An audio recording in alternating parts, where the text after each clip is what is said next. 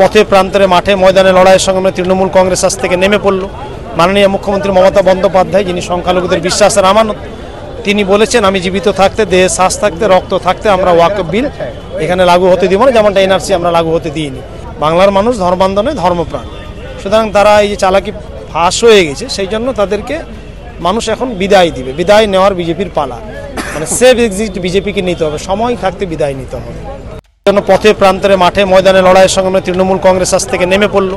মাননীয় মুখ্যমন্ত্রী মমতা বন্দ্যোপাধ্যায়, যিনি সংখ্যালঘুদের বিশ্বাসের আমানত, তিনি বলেছেন আমি জীবিত থাকতে, দেহে শ্বাস থাকতে, রক্ত থাকতে আমরা ওয়াকফ বিল এখানে লাগু হতে দিব না, যেমনটা এনআরসি আমরা লাগু হতে দিইনি। সেরূপ এখানে আবার একটা বড় প্রতিবাদ শুরু হয়েছে।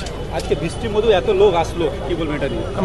এটা মানুষের ঢল নেমেছে। মুসলিম মানুষ তার নিজস্ব প্রপার্টি, সম্পত্তি, অধিকার রক্ষার্থে তারা আজকে যে নিজেদের যেটা সম্ভব আছে সবাই নিয়ে এসে আজকে সভা সফল করেছে।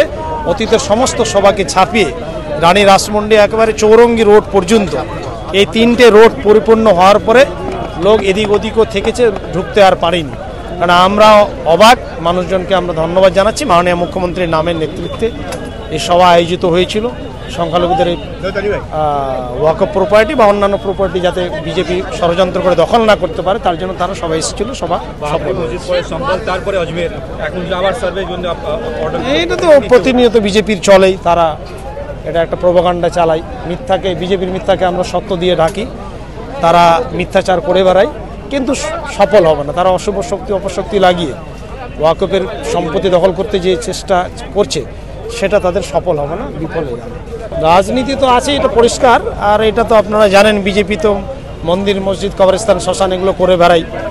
তো যেহেতু মন্দির মসজিদের ইস্যু খতম হয়েছে, নতুন ইস্যু আনতে হবে, এক সাইডে ভোট ব্যাংকে ঐক্যবদ্ধ করতে হবে, কিন্তু সেটা সফল হবে না। কারণ বারে বারে মানুষ তাদের চালাকি চক্রান্ত ধরে ফেলেছে, তাদের জারিজুরি ফাঁস হয়ে গেছে ধর্মান্ধতা করার। বাংলার মানুষ ধর্মান্ধ নয়, ধর্মপ্রাণ। সুতরাং তারা এই যে চালাকি ফাঁস হয়ে গেছে, সেই জন্য তাদেরকে মানুষ এখন বিদায় দিবে। বিদায় নেওয়ার বিজেপির পালা, মানে সেভ এক্সিট বিজেপিকে নিতে হবে, সময় থাকতে বিদায় নিতে হবে। बंगाल कंसल्टेंट ने एक खास सुविधा शुरू की है जो आपको अपोलो हॉस्पिटल और Asian institute of nephrology and neurology तक आसानी से पहुंचने में मदद करेगी। यहाँ आपको मिलेंगे कई तरह की मेडिकल सर्विसेज जैसे डॉक्टर अपॉइंटमेंट्स, एयरपोर्ट और रेलवे स्टेशन से पिक एंड ड्रॉप फैसिलिटी और स्मूथ व्हीलिंग प्रोसेस। इनका कोऑर्डिनेशन टीम आपकी मदद के लिए हमेशा तैयार है, जो कि हिंदी, बंगाली एंड इंग्लिश में बात कर सकती हैं, ताकि आपको कोई दिक्कत ना हो।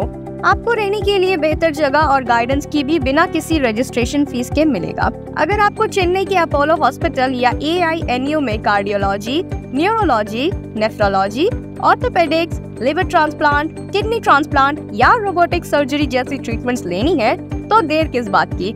अभी कॉल करिए बंगाल कंसल्टेंट को। उनका मोबाइल नंबर है 9147359708। आप अपने ट्रीटमेंट डिटेल्स भी इस नंबर पर भेज सकते हैं। इस मौके का लुत्फ उठाएं और अपने स्वास्थ्य का ख्याल रखें।